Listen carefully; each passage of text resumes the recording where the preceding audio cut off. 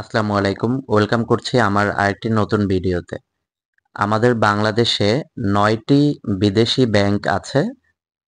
তারা বেশ কয়েকটি শাখার মাধ্যমে তাদের ব্যাংকিং কার্যক্রম পরিচালনা করছে আমাদের দেশে।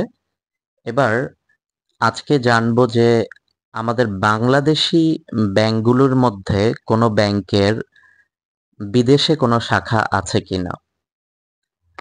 তো আমাদের বাংলাদেশি ব্যাংকগুলির মধ্যে শুধুমাত্র ২টি ব্যাংকের বিদেশে শাখা আছে। আজকে আমরা এই ভিডিওতে দেখব যে কোন কোন ব্যাংকের শাখা আছে এবং কোথায় আছে। আমাদের বাংলাদেশি ব্যাংকগুলোর মধ্যে বাংলাদেশের সর্ববৃহৎ ব্যাংক যেটি সোনালী ব্যাংক পিএলসির শাখা আছে বিদেশে। সোনালী ব্যাংকের দুটি শাখাই হচ্ছে ইন্ডিয়াতে অবস্থিত।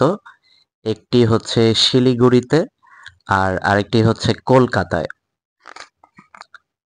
তো আমরা এখন এই শাখাগুলির অ্যাড্রেসটি দেখব।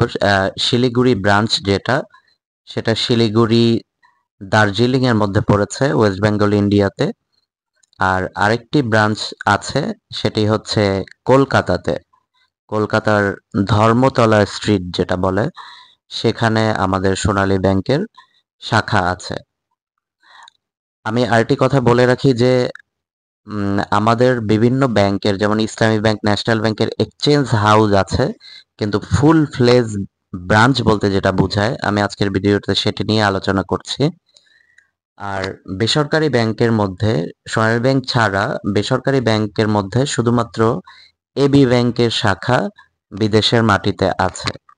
এবার আমরা দেখব যে সেই শাখাটি কোন দেশে আর কোথায় অবস্থিত। সেই শাখাটি হচ্ছে মুম্বাইতে। অ্যাড্রেস হলো Liberty Building, New Marine Lines, Mumbai, India. এটাই ছিল আজকে আমার ভিডিও।